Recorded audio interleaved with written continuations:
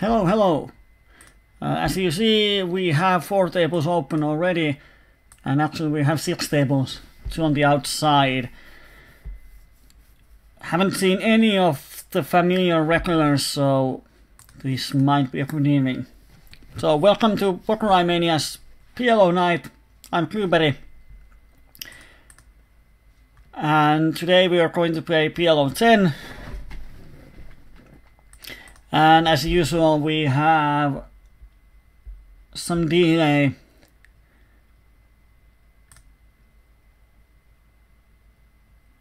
I'm actually going to fold my bottom 2 on table 1 because it's so hard for me to continue, and he's not donking that much. So we have a couple of minute delay for security reasons. So when you're commenting about the hand, say the table 1, 2 on the top and 3, 4 on the bottom. So say the table number and my hand, so then I can find the replayer in here and search for my hand so we can discuss about them. On table 2 we make an isolation 3 bet but get min 4 bet, which is probably aces. So I'm just going to make an as fishy min raise as he did for me and hope he shoves aces, because if you have aces he's not sure what to do here. It's only 130 more. And king is actually a good card for us. It removes some kings from his hand. Of course, if he has a king, he just sucked out on us. But I will shove here so I don't give him an opportunity to fold aces on the river. And if he has a king, it kinda sucks. He does. But we hit one of our outs on the river. Wow, that's a crazy hand.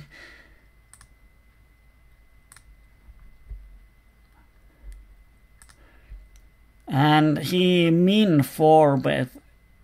I have to make sure that it was him who 4 bet me. Yes, limp. Oh, it's a 3 bet, just okay. Remember it wrong.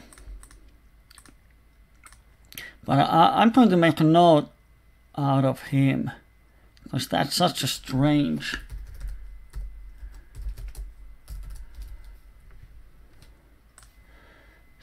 line with the queen, so served him right. So on the flop we're thinking how to get the maximum value. And he makes such a small c-bet that if I pot here, he's probably just going to fold. So I don't want to fold it, but if I just check, if I call, the pot would be 6 something, so he can't shove the turn.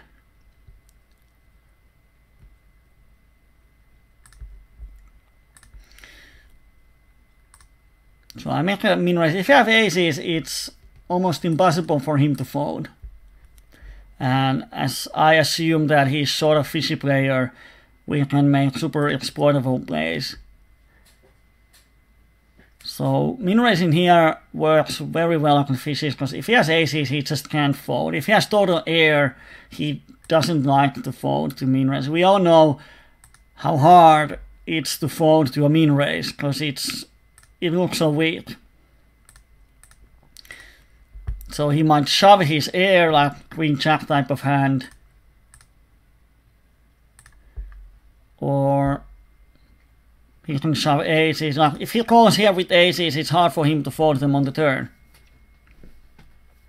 when he's already invested so much in the hand. He doesn't think it on the flop, but that's what happens. And of course now he hits his 5-outer on the turn, but justice is served and we river the quads and run shitload over EV in the pretty much first hand. Woo!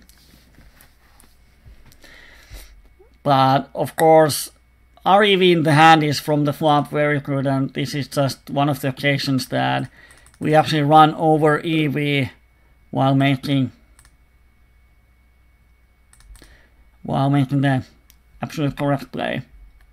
Of course, if he's a regular, I would raise slightly more on the flop. Because I would never mean raise a bluff against regular.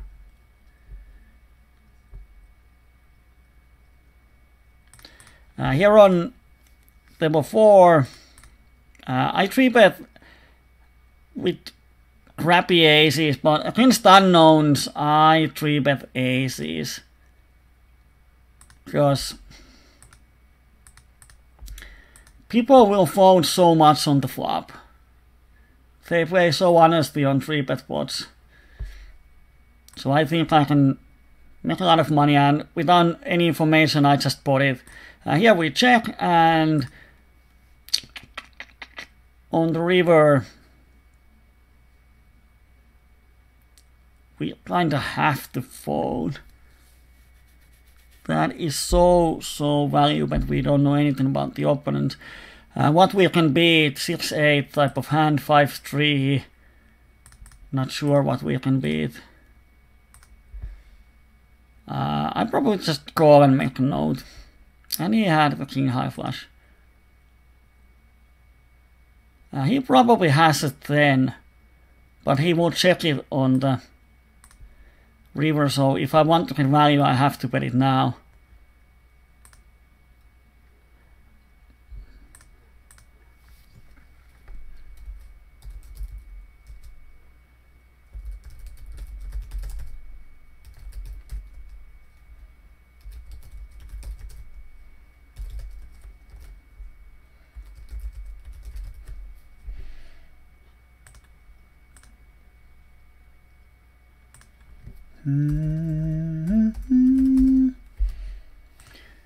So just making note on how to evaluate the hand, so I know that. Yeah, of course the river there, it looks so much like a value bet, but he bet like 1/4 of a pot actually, or 1/3. So if he has like 20% of bluffs on the river, we make money.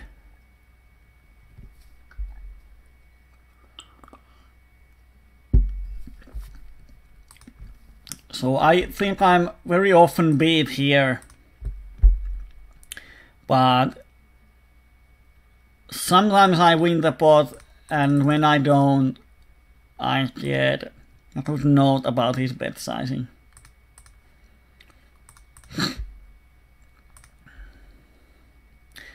Player is asking that, do we have a huge upswing today? Well, we hit one outer, or we had more outs on the hand earlier, but when we river quads in the first hand, it's going to be a great session, I hope. Not sure.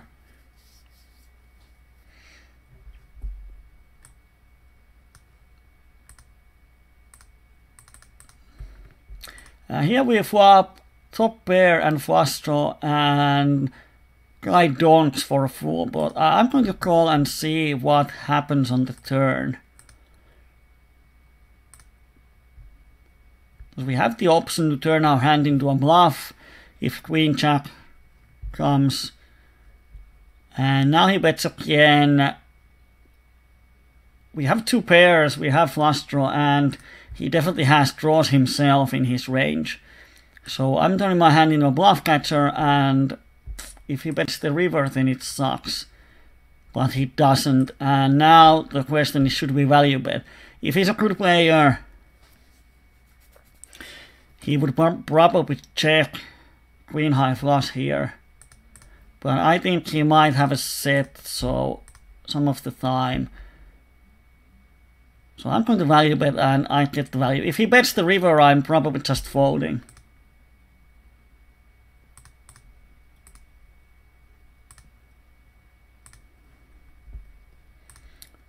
And he had a set of 9s, yes. I'm going to make a note that he don't spot with the set.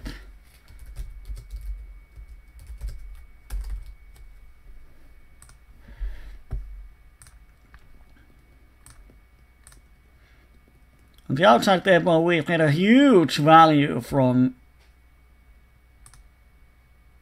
Where is he from? From Australia. Thank you, Australia.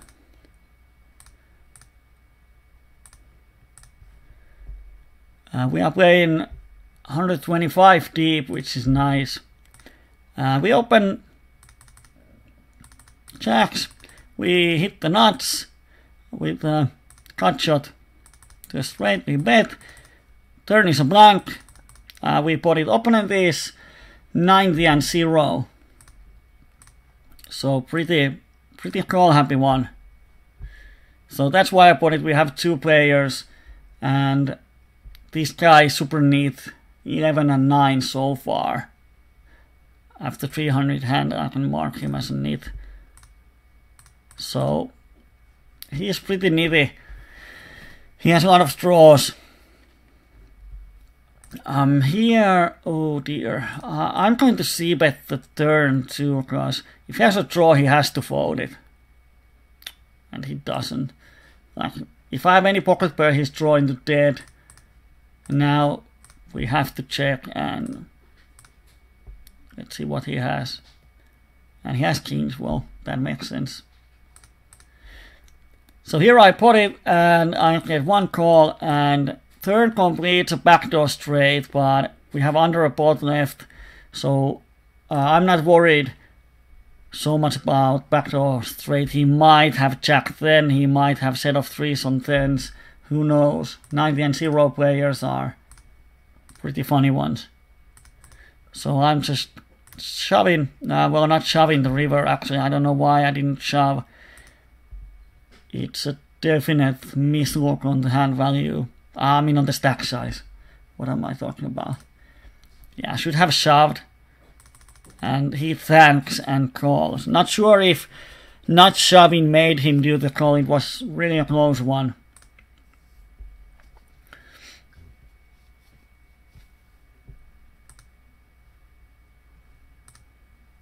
Because he thought until the end of timer when he called. And he rivered the set. Wow. He calls me on the flop with the 3. Now that's something. That is one optimistic caller. All right. Welcome, Casalin. Whatever it means. And here someone is asking where am I from? Well, dude, it says in my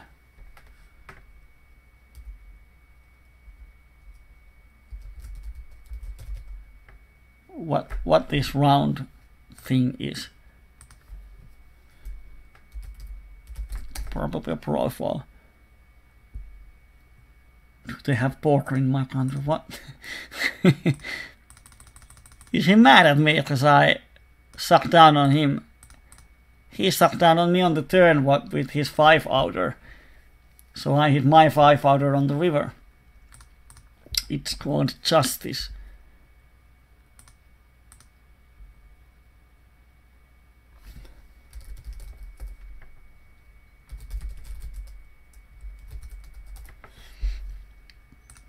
You have to leave him happy.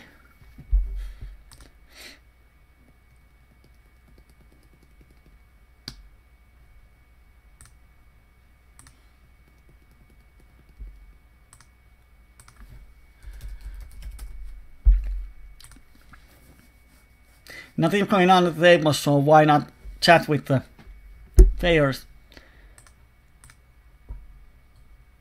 Just like in live table, if you can keep the worst players on the table, it means that your estimated value is higher. That call you made there. What did I call?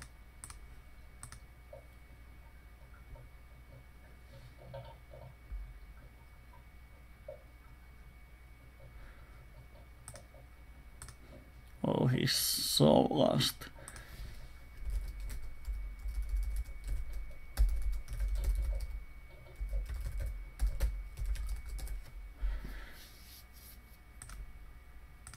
Or is it some other hand? Have I played with him another hand? I'm not sure. Who knows?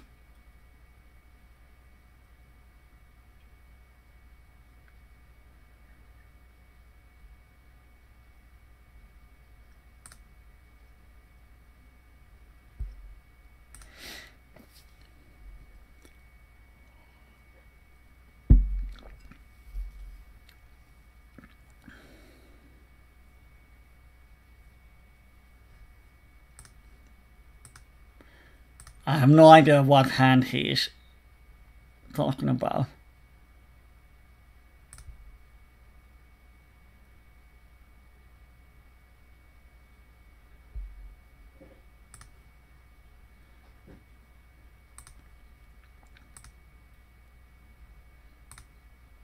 Or did I call his turn? Might be.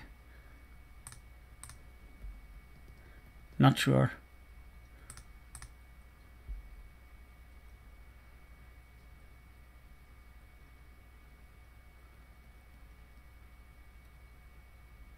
I'm going to, on table 3 we have the open-ender on the turn, and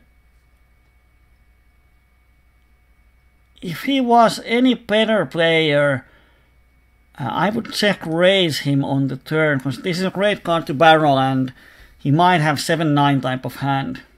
And even if I'm wrong, I have like 30% equity. So not sure if I should bet here. That is so small that he shouldn't have. I'm actually going to pot it.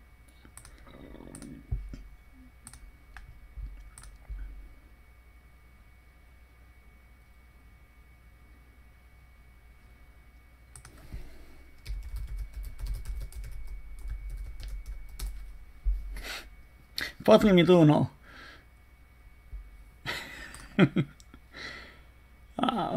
It's always so funny when people start to overanalyze hands in PLO10. Ace King with the same suit hurts my hand, so I'm going to fold that one. Here the opponent is actually thinking, and he shoves. Let's see what he has. 9-10. No, he has the bottom end of the straight. Wow. Yeah, he had the bottom wrap. But we had 38% on the turn. And I think he will raise some bluffs on the turn. When I check to him, he thinks I don't ever have a straight. So he's just going to shove a lot worse hands.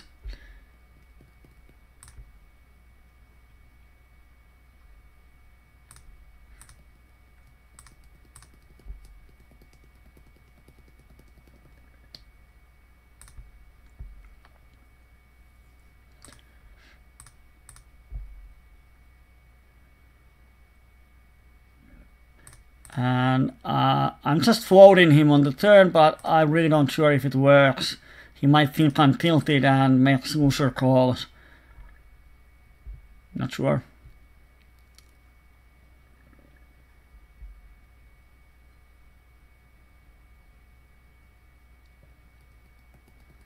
Although he's thinking a lot, but yeah, it works. That's one of the reasons why position is so powerful. Like, on this flop, if the board doesn't pair on the turn, like any card from 6 to king and diamonds complete a straight or a flush, which means that whatever his hand is, unless he hits the nuts on the turn, it's going to be a really difficult spot for him if he checks to me, because then I can bet with like hand like this as a semi-bluff, and if he has like just a pair flush draw, he knows that he just can't call me. If he has two pairs, it's really hard for him to call, because he's going to face a river bet so often.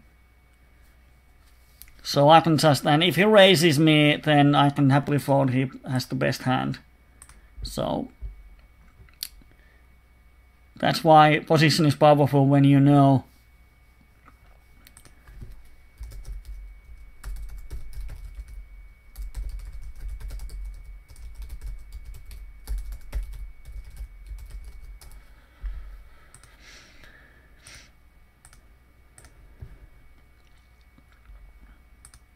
Here we have two pairs and open-ender. I'm actually going to bet small amount.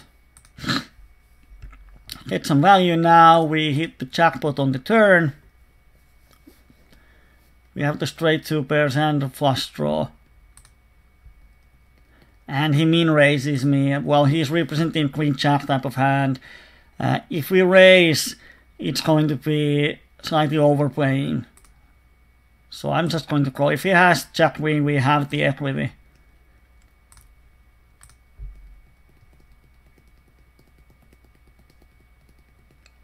And when he pots it, I'm just going to fold.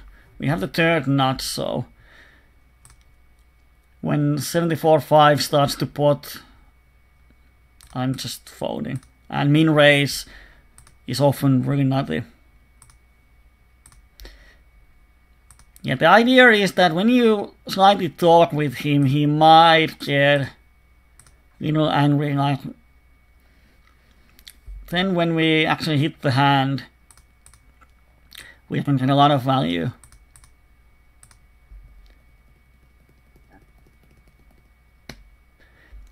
Here we hit the backdoor flush, so I'm going to check call the river. Of course, if he has the full house, he beats us, but he has a lot of missed flush draws. And the only way he can beat the pot is like this hand, he should bet the oh, he had a king, yes. Then he should check. But if he doesn't have the top pair, he's going to bet me on the river, and I make a profit with check calling.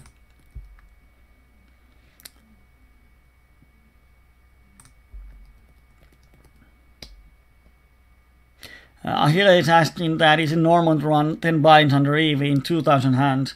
Yes, it is. I've run 10 binds under EV in 15 minutes. It's a great way to start the session. So yes, it's normal. You just lose 10 flips, or actually, yeah, when you use a flip, you get 1 bind under EV. So a couple of flips and few 4-outers, and there you go. It's so easy. So it's normal. 10 bind swings over or under EV are almost every day in PLO.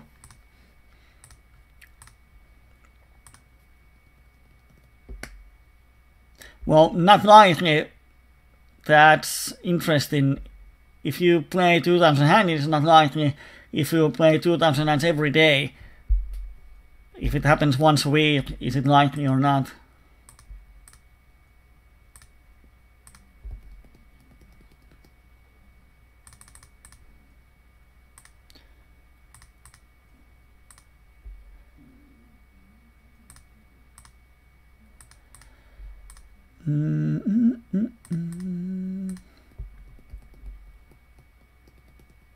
I'm going to value bet the turn on table 3 against Fishy, and he shoves on me.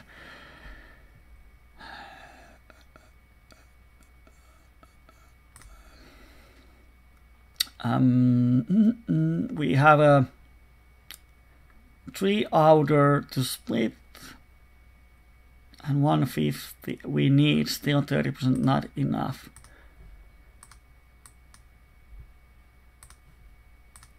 Here we have open-ender 2 backdoor flush draws, so we are sometimes even ahead of him. The reason why I'm just calling is that we actually want this guy to come along with some kind of weak hand. We turned the nuts, which is great, and this time he had aces. But, woo! And we have 34 on the flop, so if this guy wasn't here, we can stack off happily.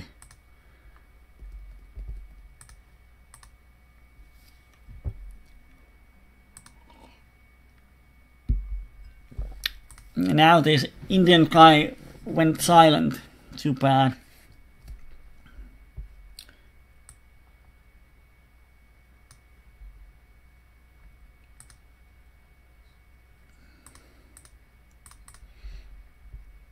Let's see what kind of players we have. Here we have 1 green.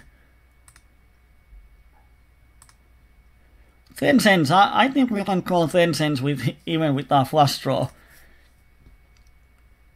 We have the blockers against 71 VPIP. I don't bet the blockers.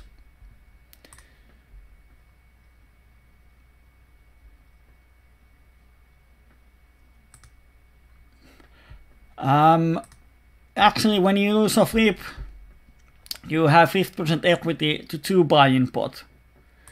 So you are running 1 buy-in under EV. your equity says that you're break even, but you are -1 buy-in on your real winnings.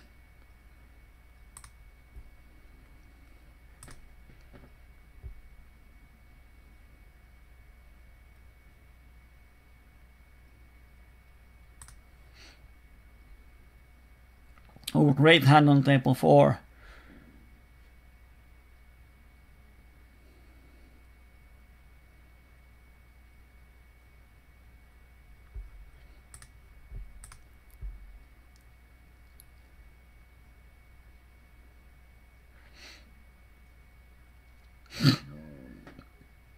On table 3, there's so many good turn cards for us that against 3 players, I don't want to bet this flop. Let's see a free turn card and let's see what happens. If someone bets, they have the ace or full house. So, oh, we flopped the quads. Oh dear, I'm going to make a really small bet. He calls with something and he insta-fold, which sucks. But he's so passive that like here, if I check instead of c-betting, it's so suspicious that I'd rather c-bet.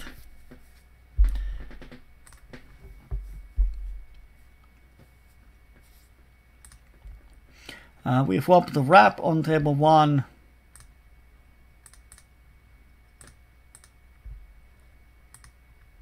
Then there's the board. Good card to barrel because it creates a lot of folding equity, but he insta-calls. And as he's calling station, I'm value betting straight here on the river. If he raises, I'm going to fold.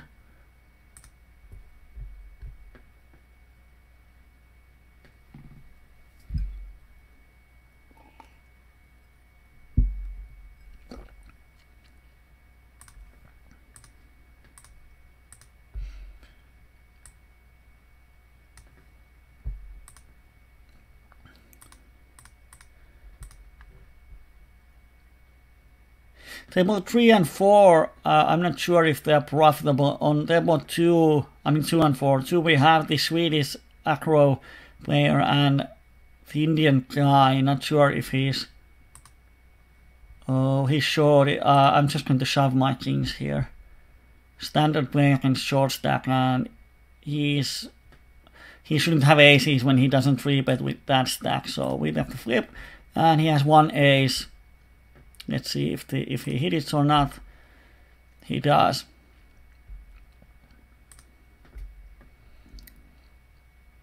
So, but he had 42% pre-flop. Of course, when he hits it on the river, it kind of sucks, but it's almost a flip pre-flop. But we can't fold kings. We are doing good against his range.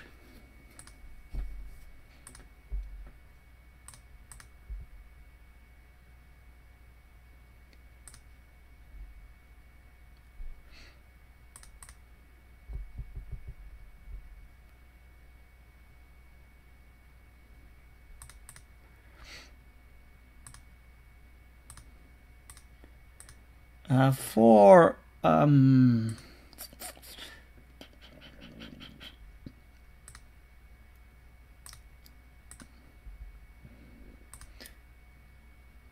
oh, he had a revert set. Why in the earth is he calling on the flop? My c-bet. Wow. That is one strange dude.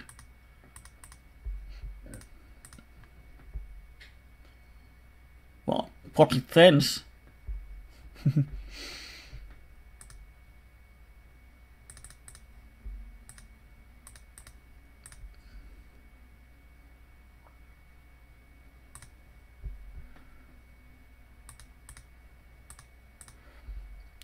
Here we have top pair and overs to 2 pairs, so definitely stacking off. And he had a set of 8s, wow. Well, we split the pot. But shorty calling my 3-bet with ace-jack 8-8 and not shoving free flop is a mistake.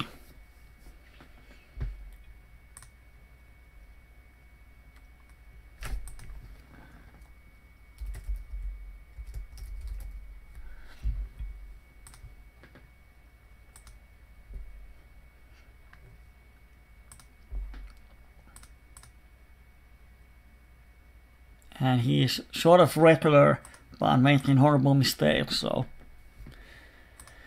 what happens here is that we are having a huge four-way, but of course we're calling, we have the best position, and let's see if we hit it. We don't, so we just fold on the flop.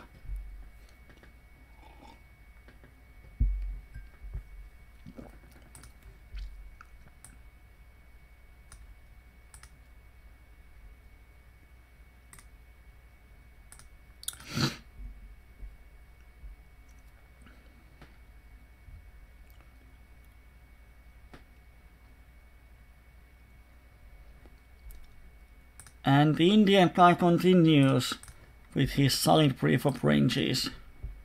Now we are 200 BPs deep with him, which is a great thing. Now, let's see if we can get some hands. Why 4-bet here with the kings? In here. With 4-bet, I want this guy to fold anything. All his trashy hands has huge equity against us, and we are ahead of this Indian guy, and he was short stacked.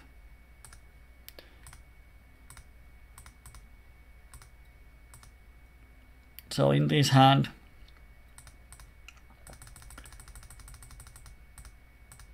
so I just raise to get him off, and if I just call, it's going to be so hard to play post flop, because if I call, he calls, the pot would be $4.50. He has 3.3 behind, and he has 6.3. So he has 1.5 pots, and this guy has ace. So there aren't that many flops that we can actually fold our hand. So it's just better to get it in pre-flop.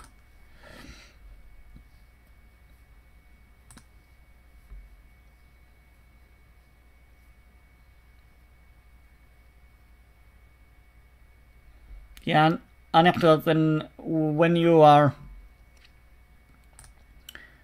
coming in the hands, please state what table it was and what was my hand. We have 2-minute delay.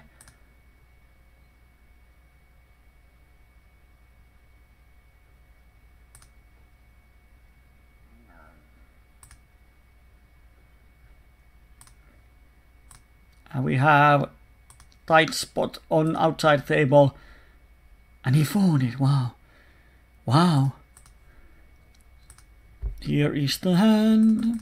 Ba-da-dum-bum-bum-bum. Fisher player limps.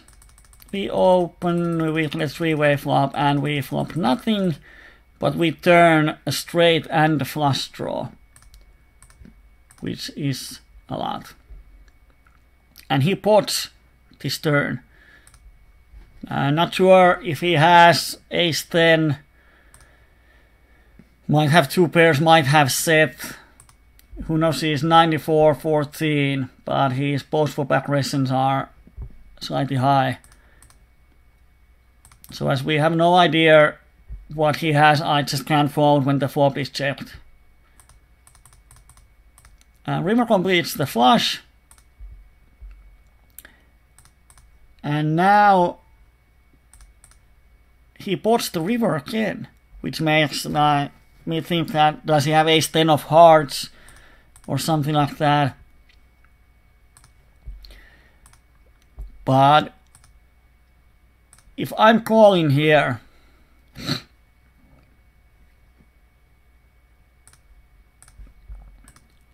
then I think I have the best hand often. So now the question is that if I have the best hand, why shouldn't I raise? If he has a set and he pots this river, I find it hard for him to fold. Or if he has ace-10 and he's overplaying, he's not folding. So of course his hand looks like a nut flush, but why would he pot it on the turn unless he has the ace-10 of hearts? That's the only hand that makes sense. So I don't know if shoving is slightly overplayed, but I think that I might get value if he pots the turn with straight or a set. And I have no idea what he has because he folded. He might have the ace of hearts blocker, but VPIP 94 doesn't make a blocker bet. Probably. Not sure. Funny that he folded. And he almost instantly folded. So I don't think he has a king high or queen high flush. Strange.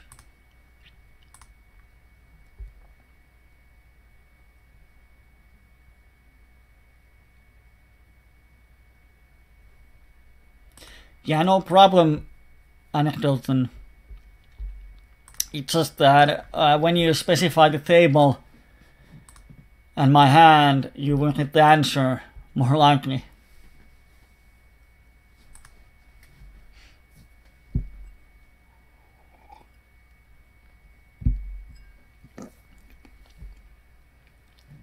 Now we have a hand on table 2. Let's see if we can somehow get our stacks in pre-flop.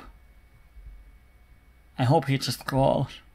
No, he folded. Have to ask him.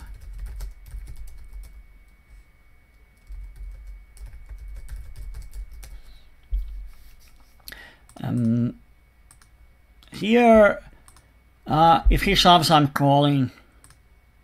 If he's 18-15, he shouldn't have that many 10-5s, 10-deuces.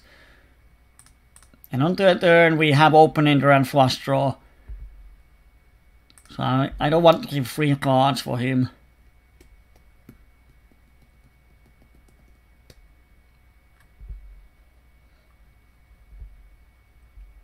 And he just fold, which is fine, because whatever he had on the flop, besides overpair, he has a lot of equity against us.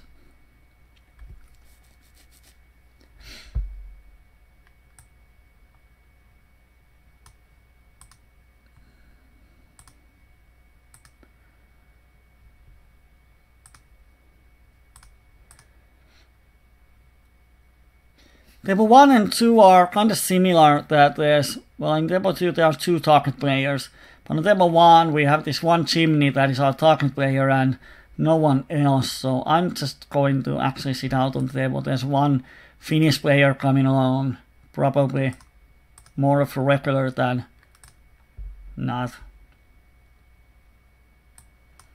And I'm going to put myself into waiting list of all these high VPIP tables. There are so many of those.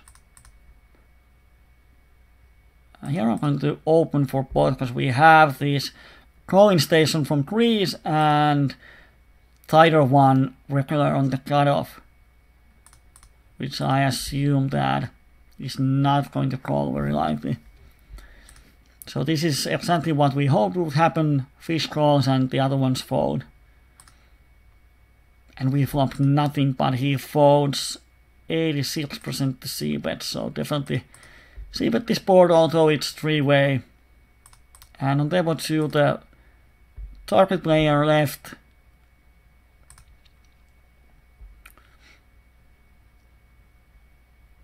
Here we flop a wrap, and 36-4 player donks.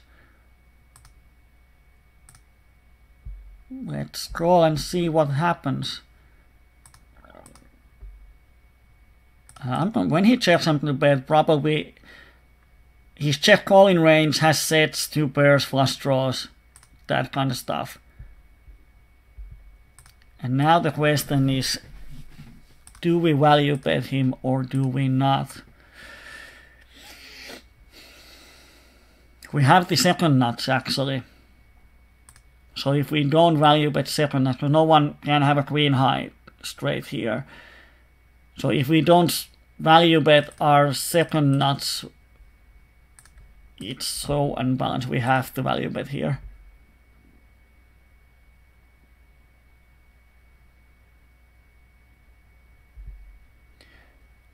My 3-bet, it depends. Out of position, it's always for both. Unless some really good reason.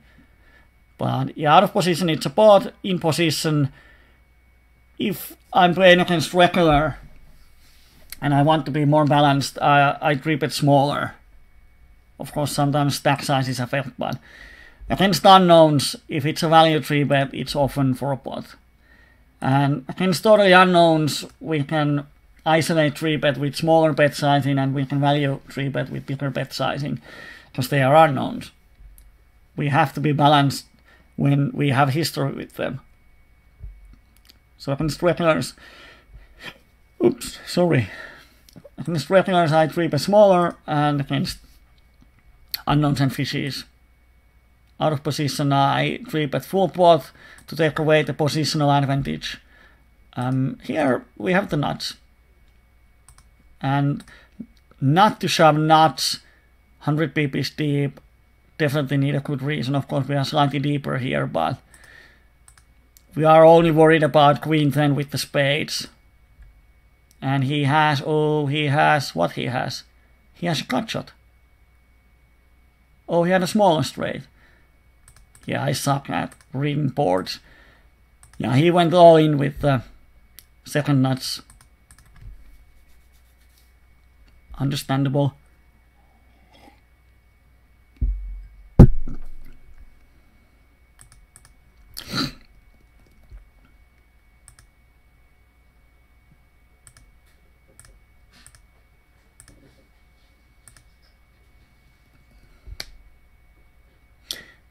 Oh, he calls me donk.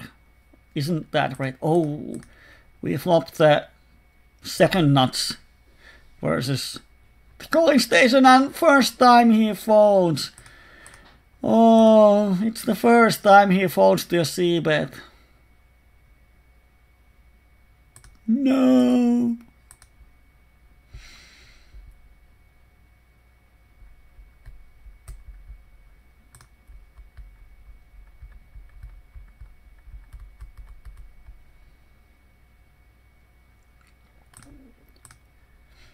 Let's see if we can find more tables. We can open this one to here.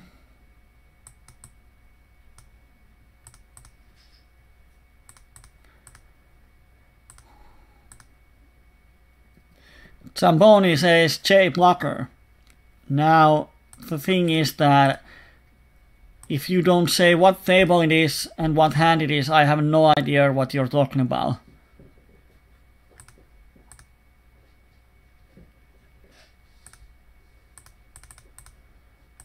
Because we have the 2-minute delay, so I have no idea what you are talking about. Where we had a jack blocker. In the hand, if you're talking about when we have the second nuts on the river, I don't think the blocker really affects, because his calling range doesn't have that many hands. Now this table 4 is super bad.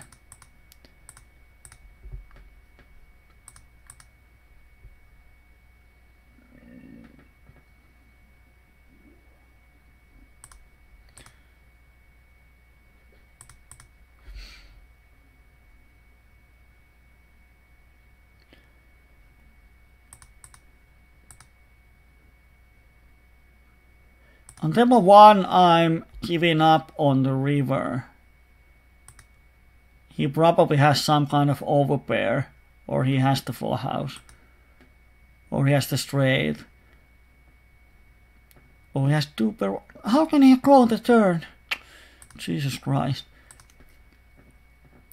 Even our bluff had 53% against him on the turn. Wow. That is nice.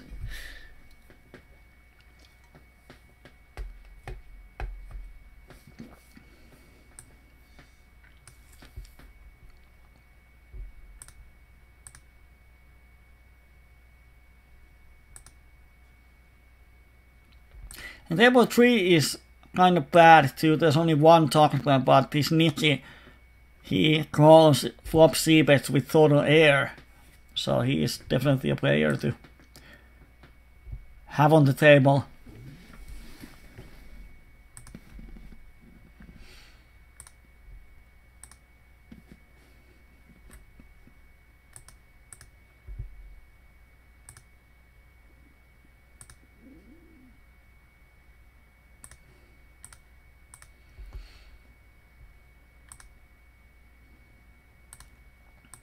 I have a feeling that on table 2 the Theo Vivis is probably a green player. Just from his nationality.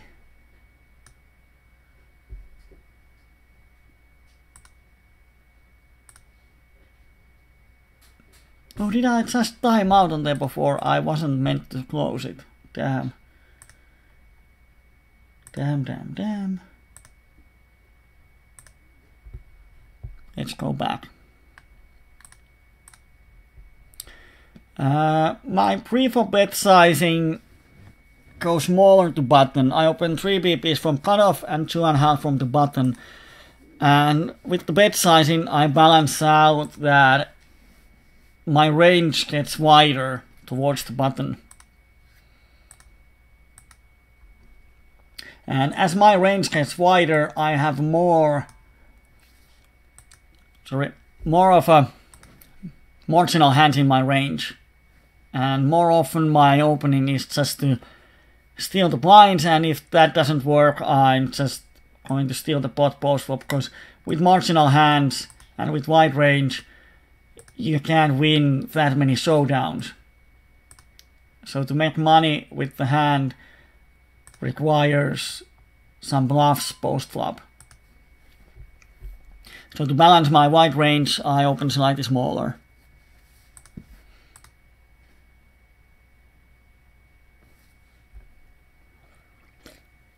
If I open full pot with 100% range, and my opponent knows it, it's quite easy for him to fight back with 3-bet with the value range.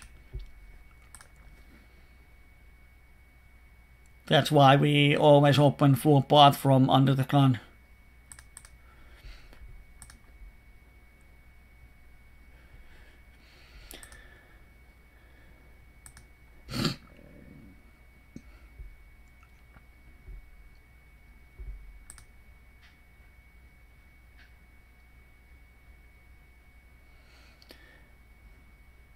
And now people are thinking. Not sure what he's thinking, but it's so funny.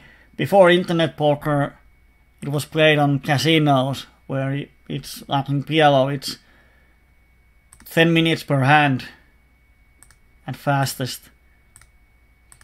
On table 2, I check back the flop with top 2. I don't want to be raised. I have 4 outs to the pretty much nuts.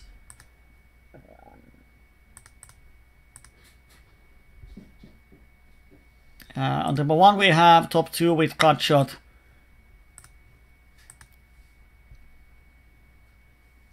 And he calls, which kinda sucks.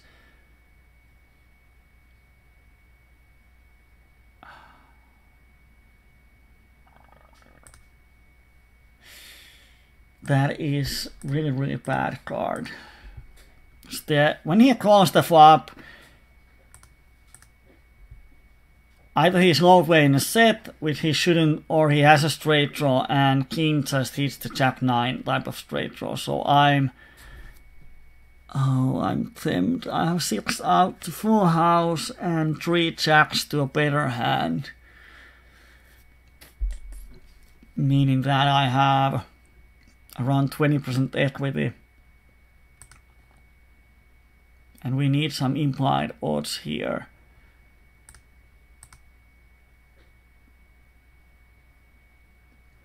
But we don't get enough, so we just have to fold. Damn.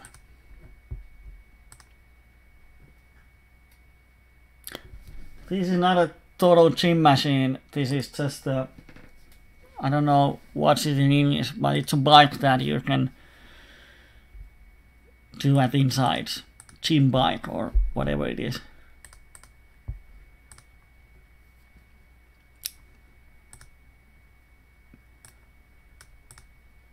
Oh, I have 4 tables open. 1 was hidden. I think I have to close some of these. It's going to be so. I'm going to value bet my set here against Grease Fish, because they will call with so many hands.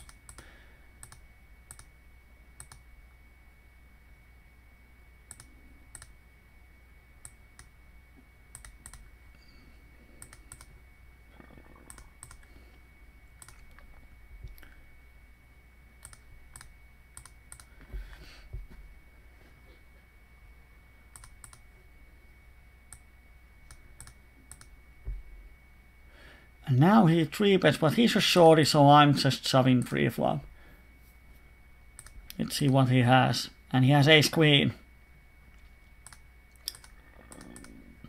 And we win the hand. Woo!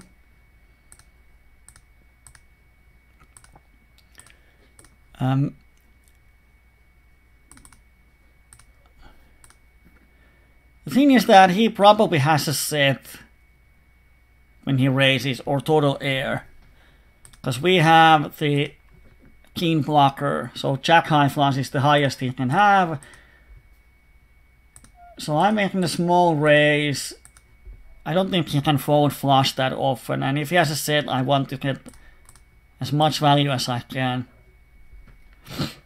But min raise fold, he probably didn't have anything. If we were in position, I would call, because then he has to bet the turn first. But here, if we just call his raise, we check, he might check back, and we miss a lot of value from set.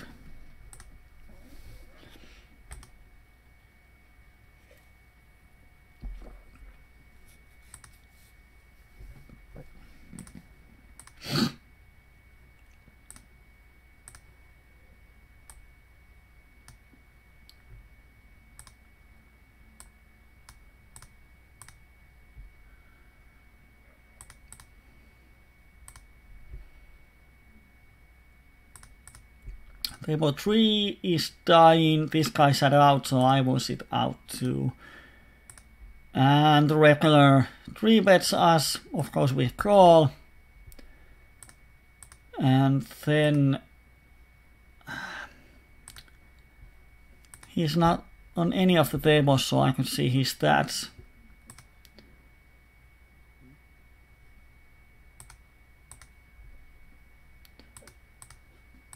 I'm just semi-bluffing the turn. I think if he has high flush draw on the flop, he might c-bet it. And now it's interesting.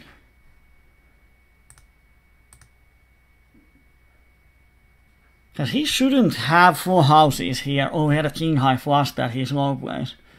Wow. If he had bet the river, I think I would have called. Because he's representing a 4 house, which he shouldn't have ever. So strange that he has cut shot and high flush draw and backdoor flush, so he doesn't c-bet the flop. But he c-bets only 30%, which is super strange. Like 16-12 guy who c-bets only 30%.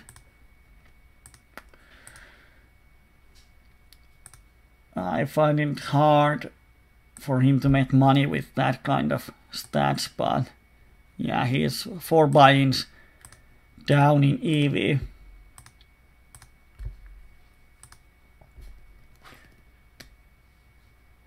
On table 1, I don't prefer after the raise when comes the king to bet fold. What hand?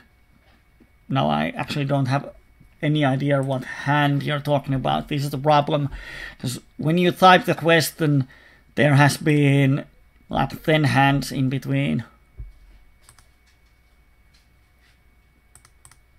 Here I'm just spotting because we have the calling station on the button. Here we have the wrap. I'm just calling, let's see what he does. Because when he checks, like if he has aces with flush draw, he kind of have to check, but when I bet, he knows that I have a lot of bluffs in my range. Let's make a smallish raise.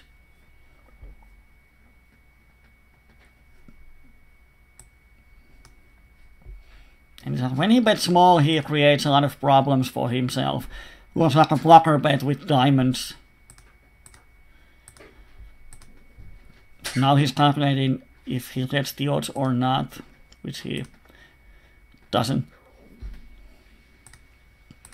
And after Kyyberi is asking table 1, I had ace king queen 10. Let's see. Or was it some other table? Here.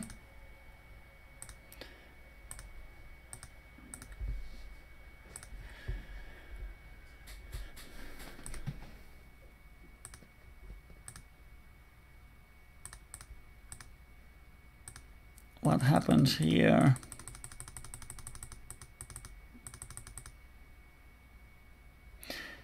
The thing is that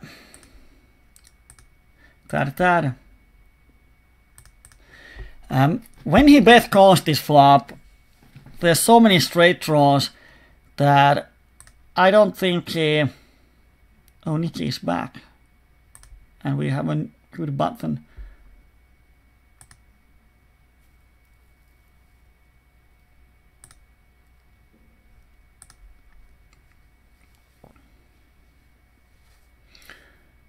I have another hand where we lost one buy-in, kind of set up. When he bet calls this flop, he has a straight draw pretty much always. And when the king comes, I check. Now, if he has something like 6, 8, 9, I don't know if he bets it or checks it.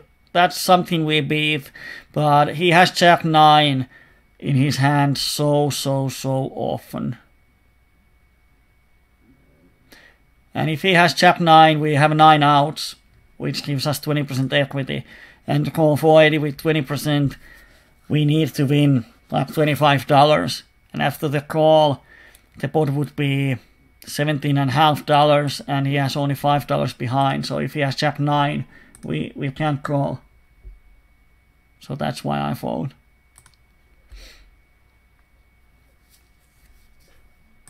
I have outs, but I don't have enough outs. Here is the hand that... This happens a lot in PLO. It's an imp pot, and he bets half a pot on the flop. He bets on the turn. And on the river I don't pot, and he insta shoves. Which means that he probably has a full house or he's overplaying ace-jack. But thing is that he limped pre-flop, so I think he would make the same line with pocket tens. And he might do it with ace-jack, so against combinations that he shoves on the river, we are ahead with pocket queens. But of course, this time he has pocket kings, so he had pretty nice hand on the turn.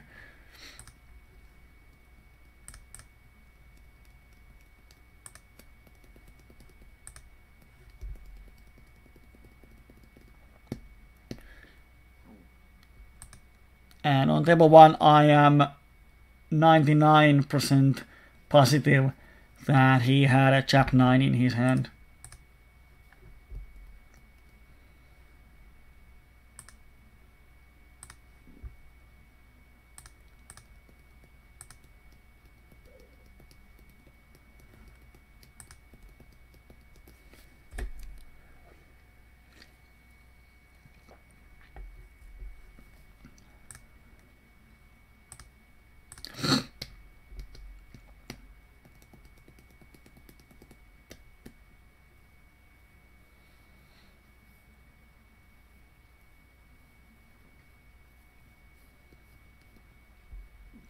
Now we just wait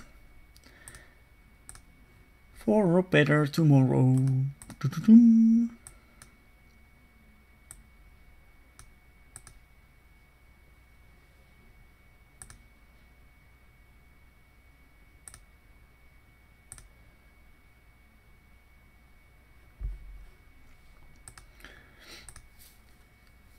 Mambo Jumbo 3 bets us. We have position on him, and it's going to be 3-way pot. So I think we can call the $1. On table 3 I'm just calling against the nit. Because if I 3-bet, it's obvious, and this guy might shove. Here we have... And he checks. He's probably check calling or check folding. And he's check raising. Oh dear. He has aces with diamonds for sure, or he has a strong hit. So yeah, that check raise was to fool me. I'm going to make a note out of that one.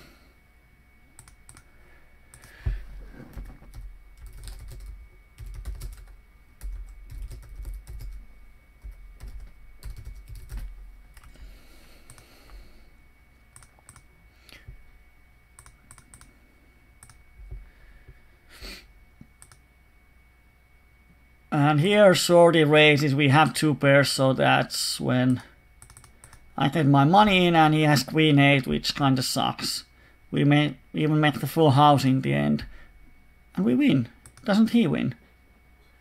Oh, we had a queen jack! Ah.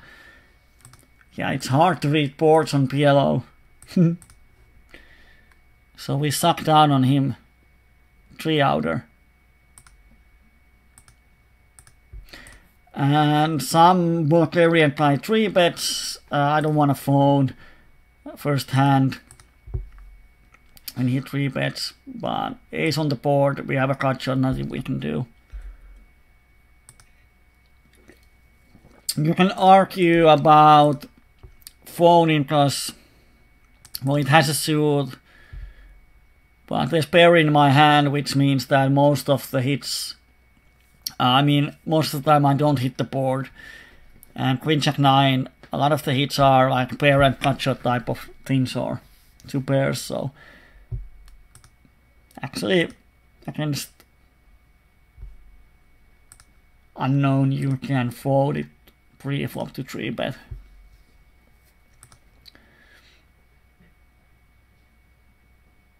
Here on table 2, I'm going to pot it. It's an imp pot. If it was a bigger pot, I would bet half a pot, but now when it's just 2 BBs, it doesn't matter if you pot it.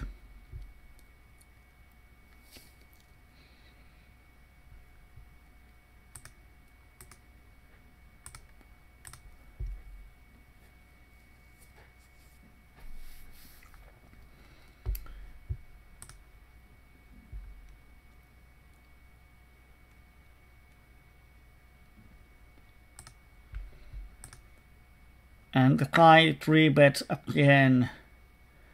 We still don't have any information on his 3-bet range, so I'm just going to actually fold instead of cold calling.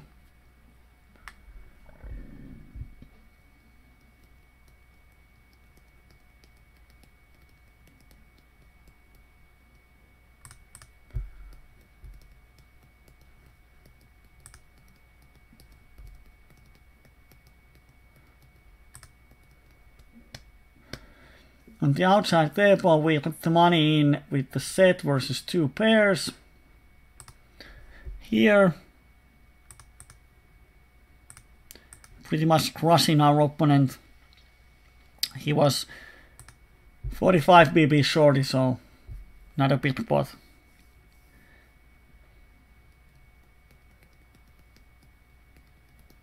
Felesos, Greece player playing from mobile. I don't know if I should mark him green already or wait for a few hands.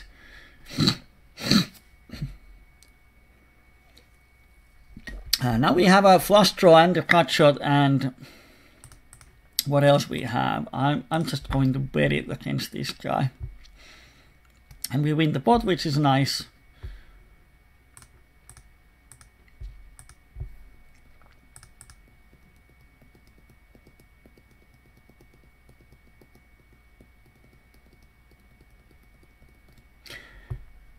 Guy wins 4 BBs with the turn full house. Not sure what happened there, but have a feeling that someone made a mistake.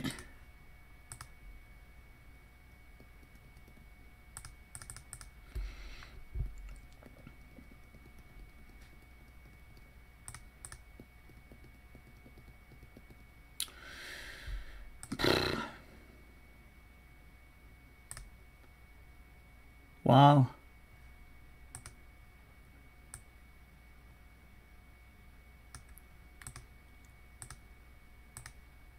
On the outside table, we flop the set, we bet, he calls. On the turn we bet, he calls, and river is the worst card of the deck.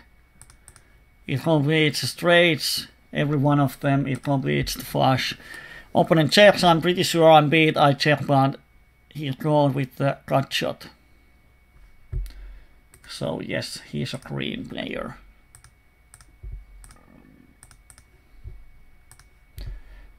Here on table 3, we flop the set against Nikki, whose calling range is 100%.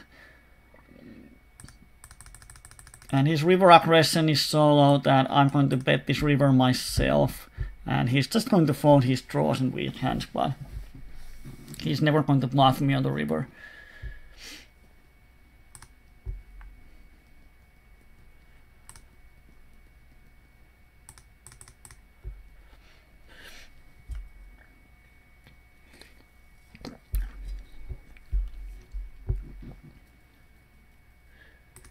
Well, min bet fold on the river.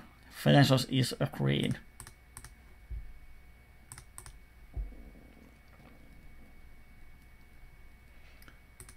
So many green players here.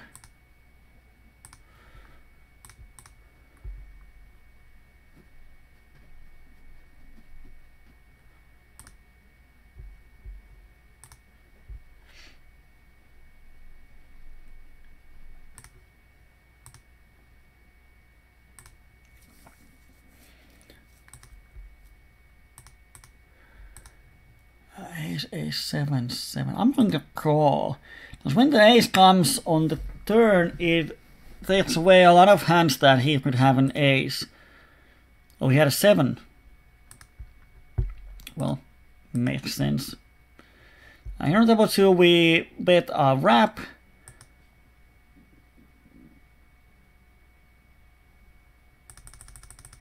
And I'm going to actually check call this turn. Oh, he checks back. Damn. And what could he have? I don't know, I'm just betting the river to get some value. And he insta-folds. I thought that on the turn 4 out of 5 times he has been aggressive, so I thought about checking and giving him an opportunity to raise me. But he didn't.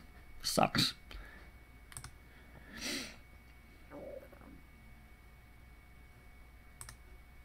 On table 3 we have a great hand.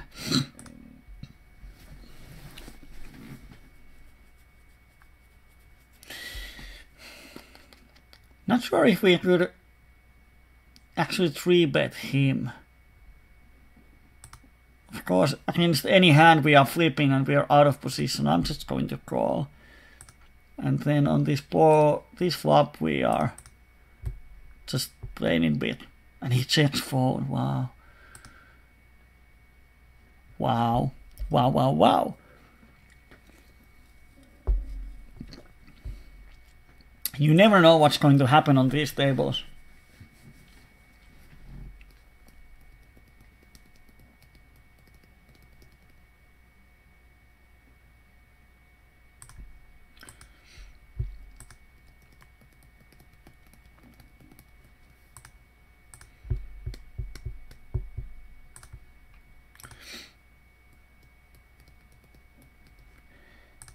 If you have checked the forums, you might have seen there's a thread about home games PLO that would be hosted as a coaching, more of an entertainment, not sure. But afterwards we might make a video that shows all the hole cards in Replayer, so you can see what everyone had and maybe get some quotes from the players about the hand, what they were thinking and so on. It should be a nice video. So if you are interested, just go to the thread and say your opinions. Like what times are good for you, what stakes, and so on.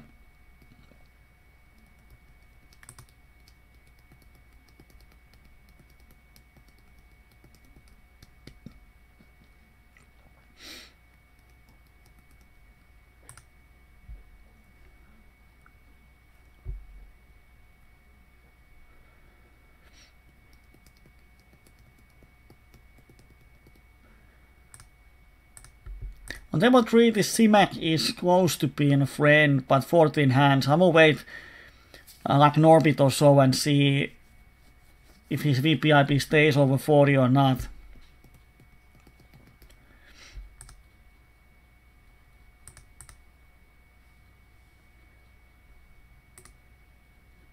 And again I find a lot of green players from the tables.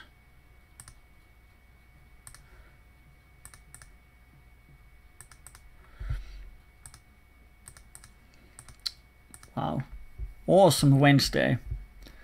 On the outside tables we have 2 and 3 huge fishes on the tables.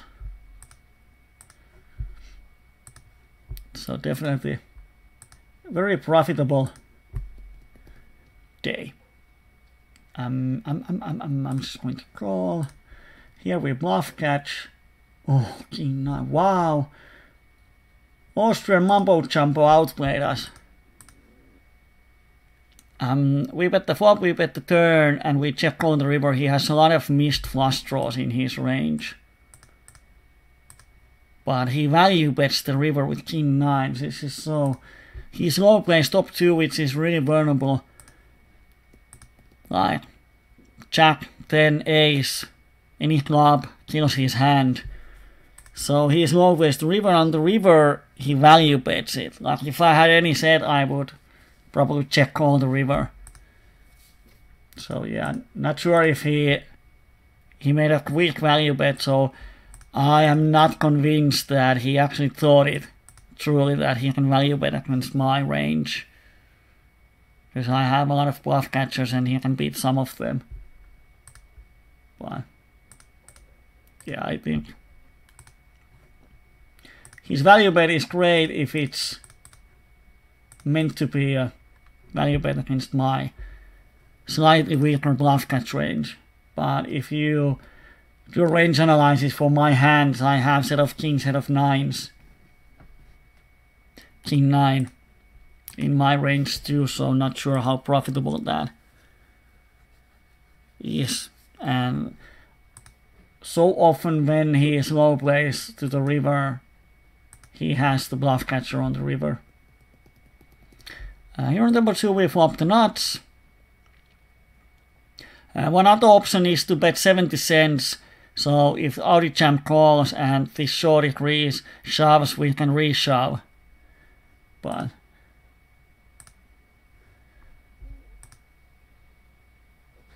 we still have the set, and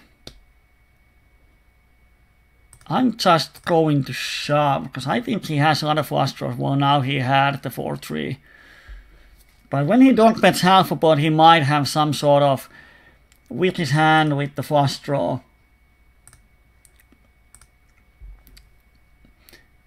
Because half a pot looks like a bet that he doesn't know what to do, like a6 or set of 6s or 5s. So that's why I'm shoving. Because if I just call the turn, then I almost have to call any blank river. So I lose the same amount of money against 4-3. But yeah, this time he had it. That kind of sucks.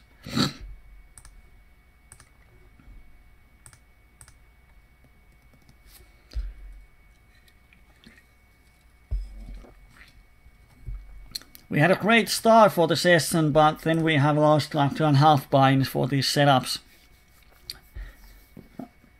Against bigger full house, 1 stack, and now, well, he had a straight, but open ender on the flop. Face off to play. Yeah, we have a nuts again on table 2. Let's see how this turns out.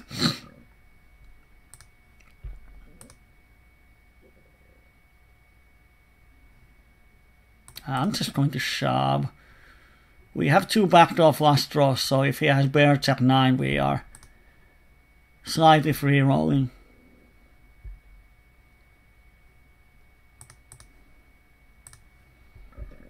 And when he donked pot, he shouldn't be folding. I don't know what the hell he's thinking. He shouldn't have a pot fold range with that stack size, but he does. Wow. You never know what's going to happen.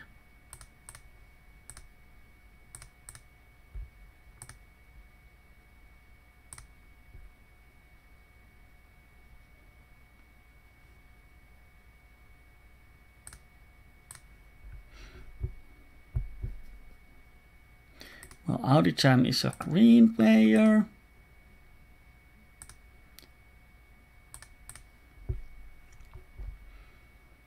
I'm going to mark Simek as green.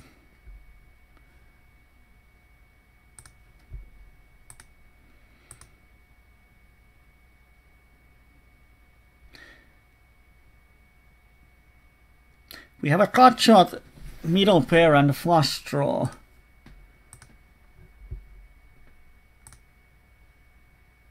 And I think we have a lot of folding equity when the turn is a blank.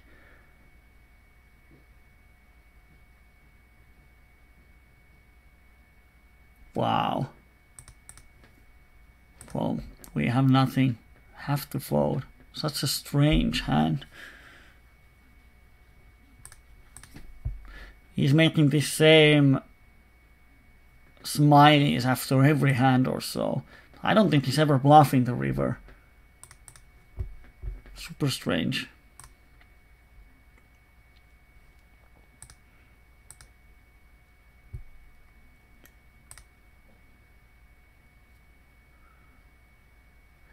On the outside table, we lose a couple of dollars with the set against the cut shot. Looks like the tide is turning. Oh, should have opened 3 BBs. I'm playing high pocket pairs against these fishes, because if we hit the set, we have great value for them.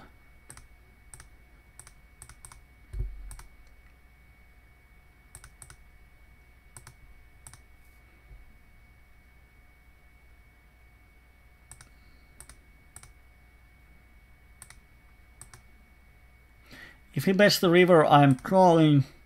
Oh, he had a king. Runner trips.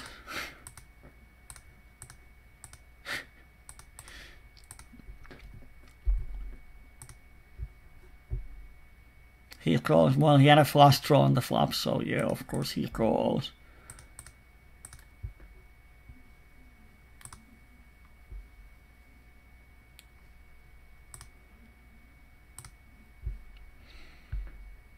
And now we hit the set. Let's see what happens on table 1.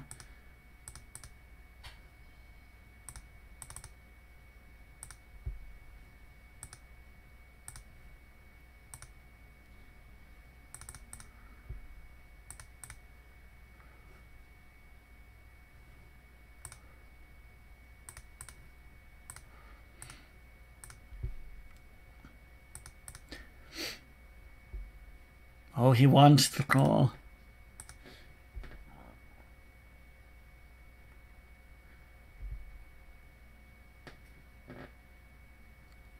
He had an ace-jack and thought about calling.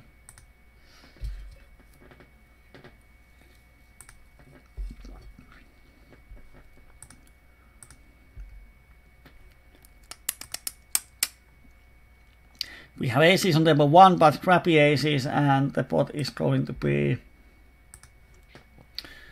some sort of multi-way. But I'm c-betting because this guy calls with any 4 cards, probably.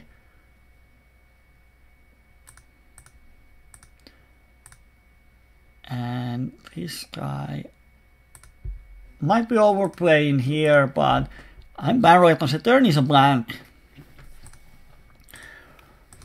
And river doesn't complete any draws from the flop. And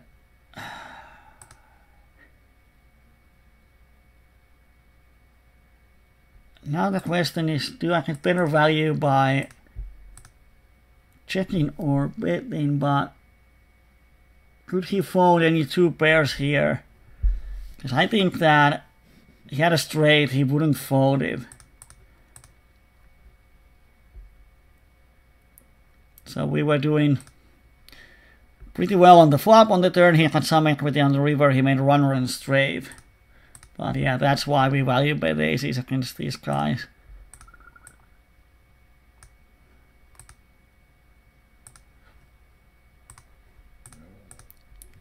Of course, sometimes they're going to hit their hands.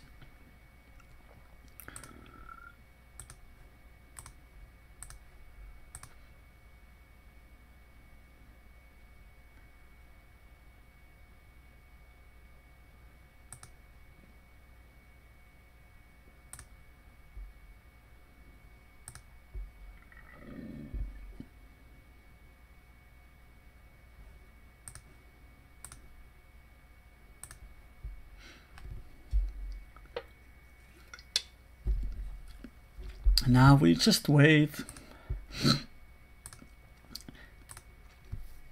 If we are thinking about our profit today, once again I have no idea if we made a profit or not.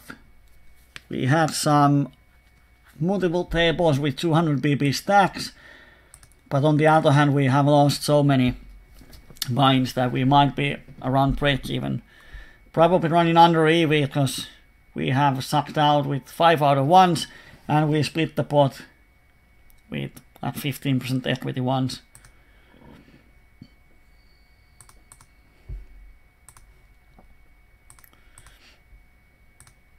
But if someone wants to make a guess, go ahead. Thing is that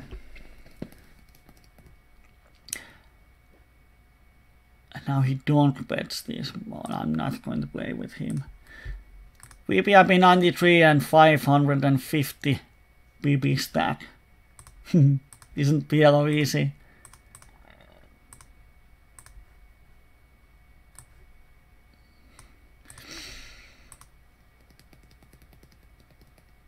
I'm going to value bet against Jam.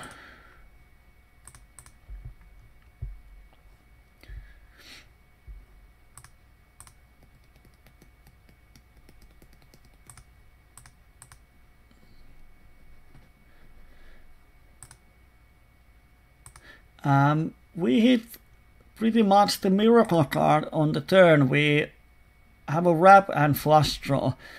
So we have definitely so much equity that we can value bet this turn. And he raises us, which is great. Hope he has King 10 type of hand.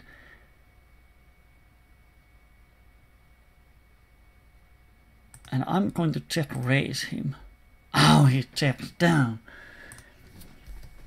Damn. He had a King 10. I actually thought he might value bet it smallish. And when I check raise him, he might think that why would I check raise with the straight? I must be bluffing with the flush draw. So we definitely missed some value there. But he has been somewhat aggressive. So that's why I chose to bet against him. I mean, went for a check raise. Here on the table for the river is the worst card. We have 3 pairs and the one card that we don't have pairs the board. So our hand is ace 10.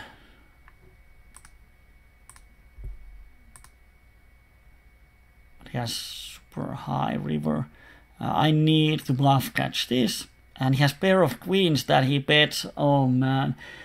It's like one of those spots when he turns his hand into a bluff. That's a horrible play by him.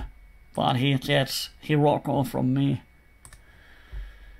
Whoa. Those are really nasty spots. The opponent makes a bad play and he doesn't even know it.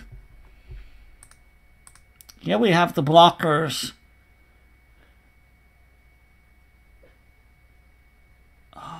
Can he raise? He bets the flop.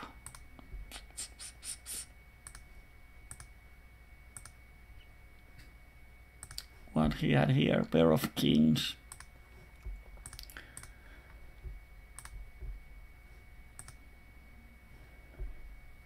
Well, he wouldn't fold.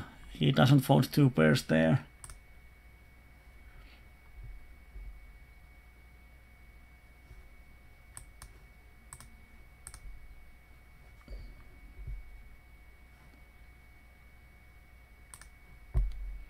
We had a heads-up match, well not any longer, the other guy came along. We had a heads-up match against Ukrainian shorty.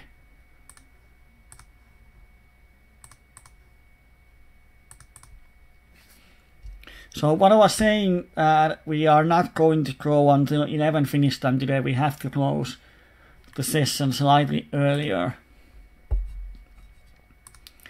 So probably in 15 minutes or so.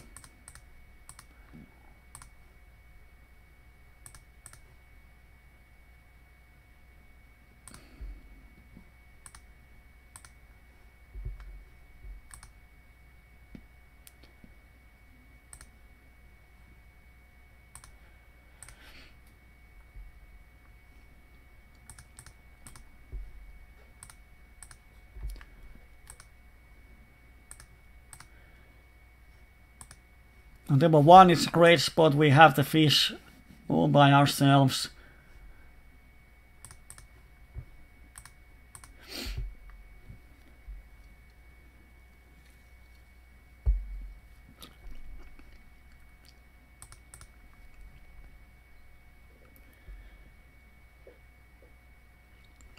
On table 1 with the wrap hand, what hand?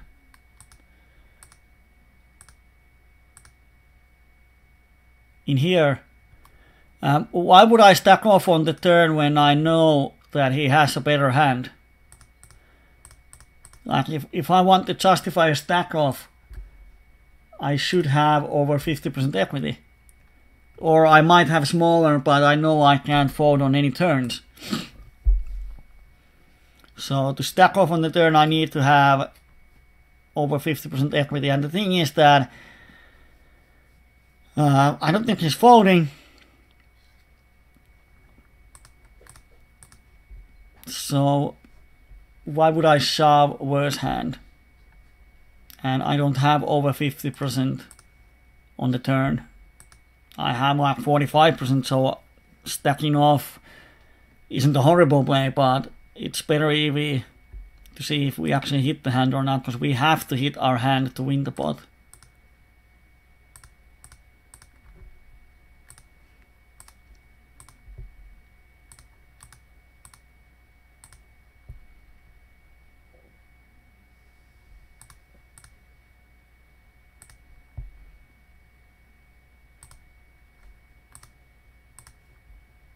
Pocket deuces win the pot. Wow. These guys are owning me.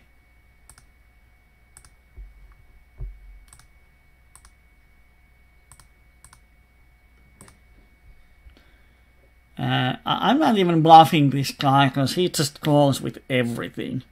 And this is another guy, they just call with anything they have, so I much rather just wait until I hit my hand and then value bet.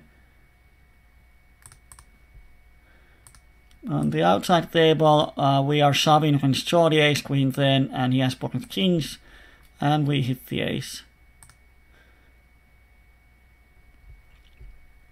which is nice.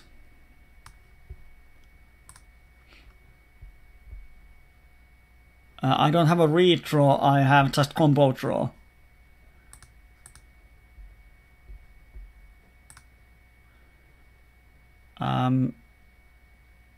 Why call kings pre-flop?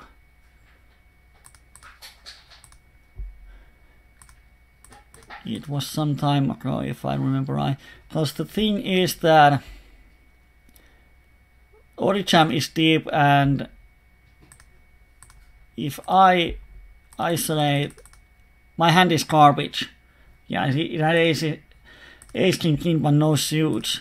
So if I 3-bet here and Oricam probably flat calls me always, it's going to be so hard to play on the flop. So this time I chose to slow play, just call and see the flop before making it a big pot. And when he raises the flop, I just have to fold.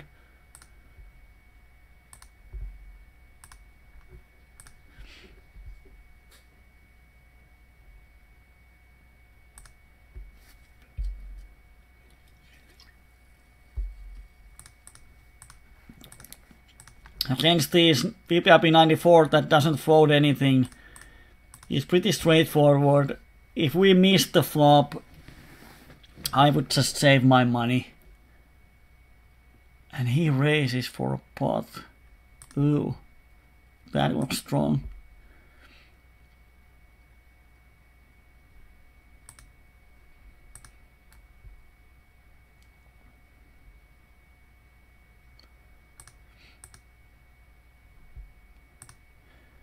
I don't know what Bada is waiting for, and we kind of missed the flop, but as we know his calling range is almost any 4 cards. I will value bet this turn, because on the flop, because on the flop he calls with widest range. And then I hope the club doesn't come on the river, but it does, but he's so passive on the river that I don't think he's ever bluffing here on the river. So against these passive players we can go to showdown when we want, and this time he has set of deuces. So he calls my 3-bet with 9-8 deuce deuce and then wins the pot. So some days you find it just impossible to win.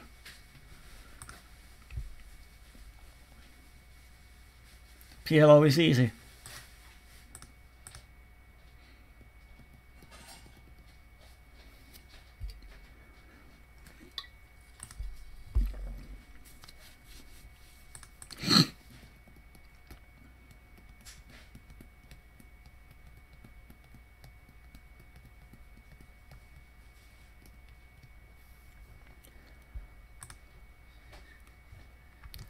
And let's see if we can find some interesting spots on the last 10 minutes or so. We have huge target players on every table. Like on table 2 we have this Audi Jam, Superfish, table 1 Superfish, table 3 Superfish, table 4 Superfish. Now we just need to hit our hands.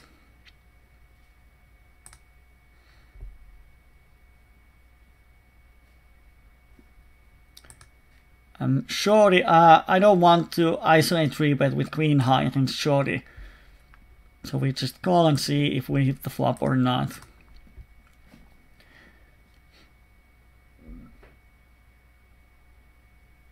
And we miss it, so we folded.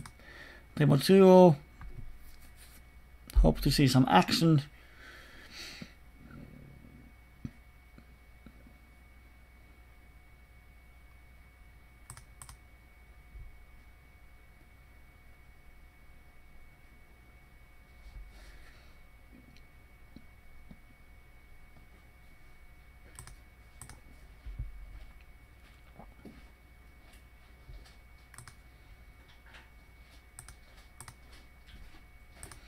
No action on table 2.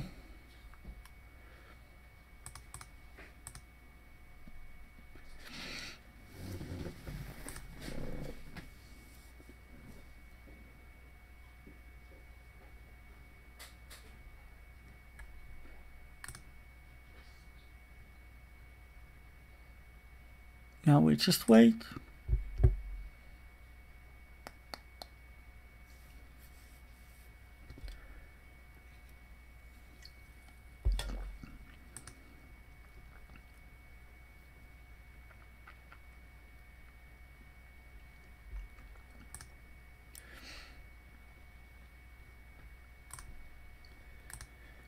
And we just don't get hands, so we continue waiting.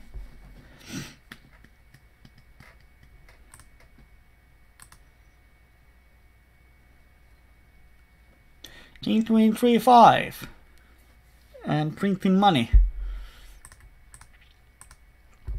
We should hire one of these Greece players for PLO coach. How to run good. It's amazing.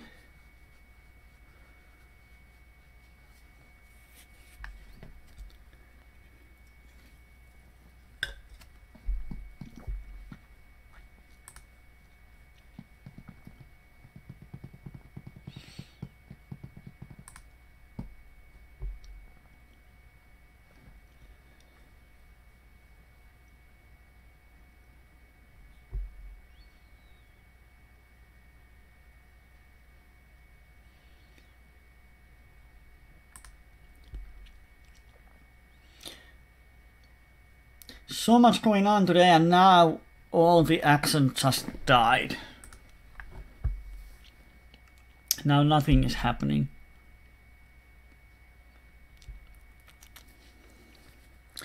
So if someone wants, you can make a guess how much or what is our results for today.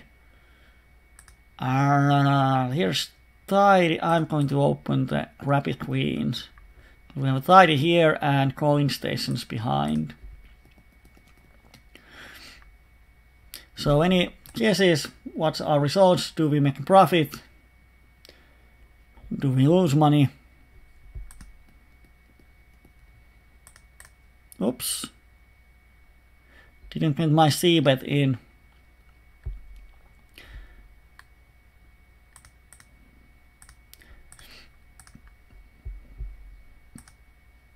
Ooh, bad river. I have to check back. If he has a missed draw, he's not going to pay me, and if he has a straight, he's never folding, so.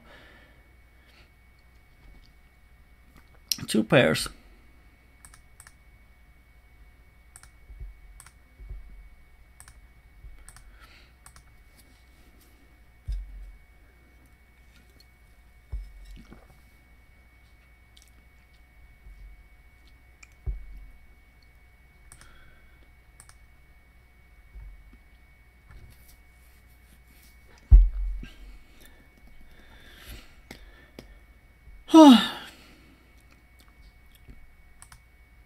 Audi Jam has never folded to c-bet. Probably not folding now, so it's just wait. I'm going to raise him because his turn, he always bots the turn when checked. And it's really hard for him to call because I can barrel almost any river. Of course 9 kinda sucks.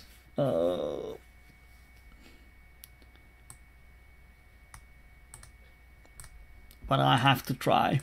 Make him fold, but he had a... Wow. He calls me with pair of 3s when I raise him on the turn. That is so sick.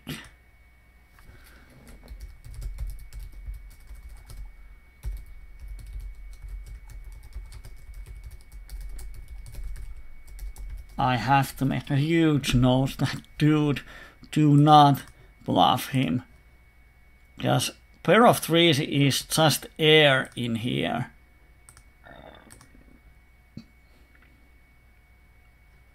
Wow. Not sure if he thinks he has a straight. No, he can't think that. Here you have the... What? Guys! Here he calls with air, and now on the next hand he turns the nut. He has the nuts on the turn, he checks. He has nuts on the river, he checks. What the hell is wrong with this guy? He's playing big pots with air and small pots with nuts. Christ. And he's making a shitload of money. Over my head. Wow.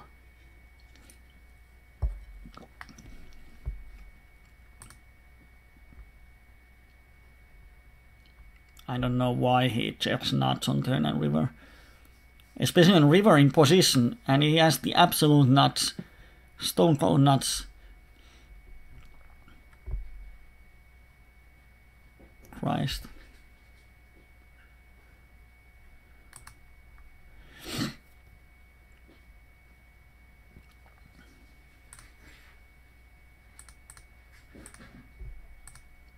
But on each of these tables where there's a super fish, they are just owning us. We are losing pot after pot after pot. It's kind of hard mentally when you just can't beat the guys who are playing so badly. On table 4 we have the nuts. And now he folds pre-flop. What? We have the nuts and redraw. Oh, the opponent is shorty, so we don't have much value.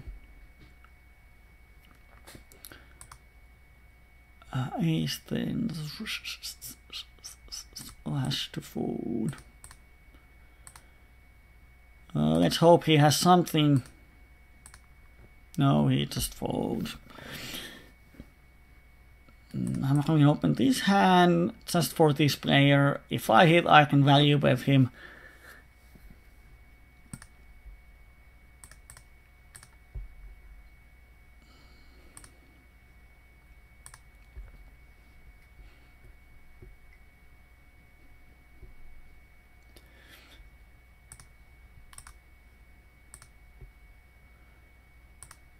Wow.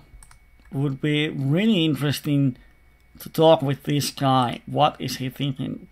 Or he might be just drunk and he's not thinking anything at all. Just pressing buttons and wondering, where does this money come from?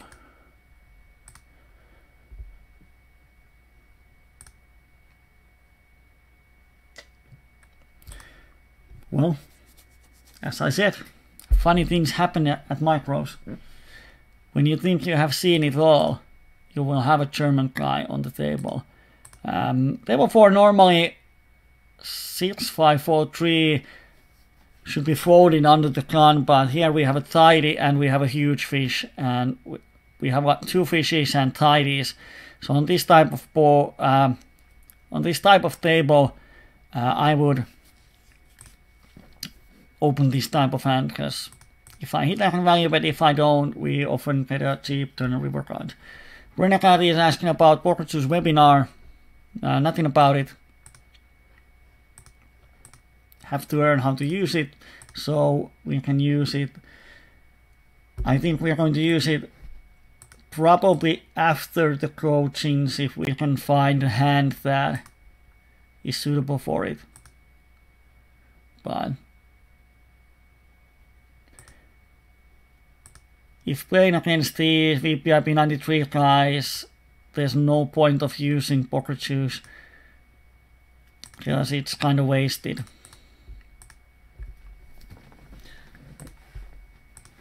But if playing against regulars, when we are playing range against range, then it's suitable.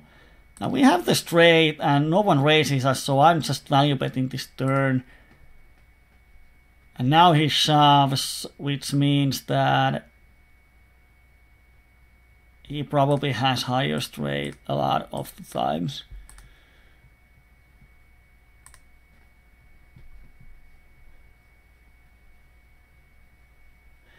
And probably if he min bets, I'm going to call. He has min bet folded rivers before, but he bets bigger. And he had a then high straight, so it was a good fold. The one time when we make a hand, one guy has a set and one has a higher straight. Oh dear, oh dear.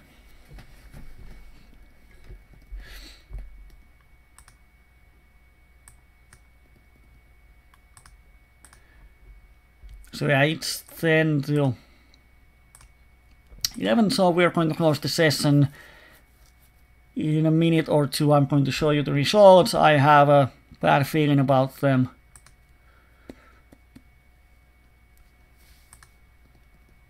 But let's see what happens.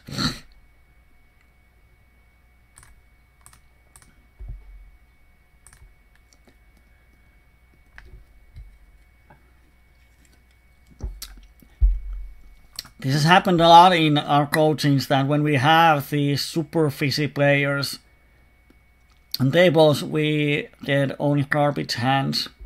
It has happened so often that it's kind of boring already. Like these, there's nothing we can do with these type of hands. If we had any better variants with starting hands, we could make a lot of money with these guys, but now we can't. Now Nicky wins 300 BP pot here, playing deep. Set versus straight. Yeah. Poker is easy.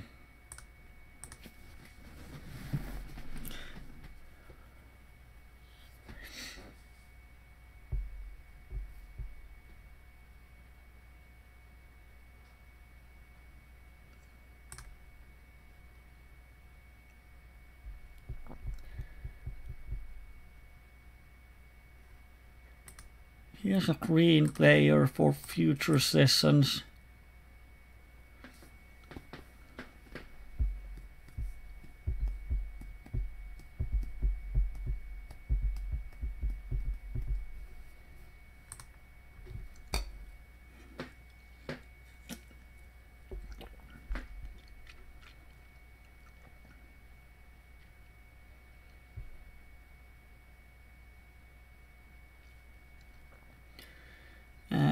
only a couple more hands and then we close the session.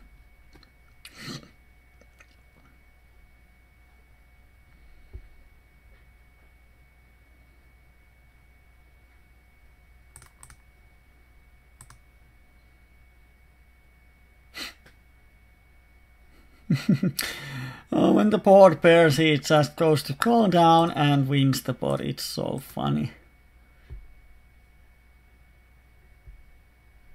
That's often how these calling stations make a big stacks, because they just keep calling and someone just tries to bluff them all the time.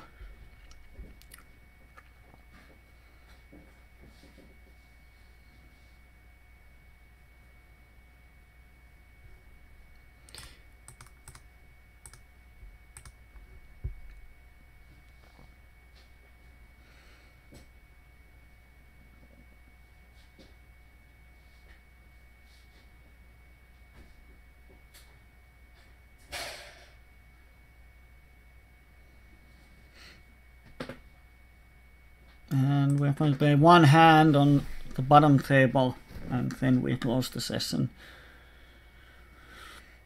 I have a feeling that Nicky will suck out on river against aces. No, he didn't have aces. And we don't get a hand in the last hand, so yes, that's it.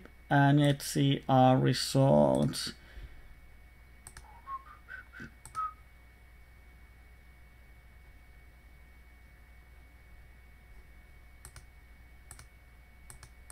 And oh dear.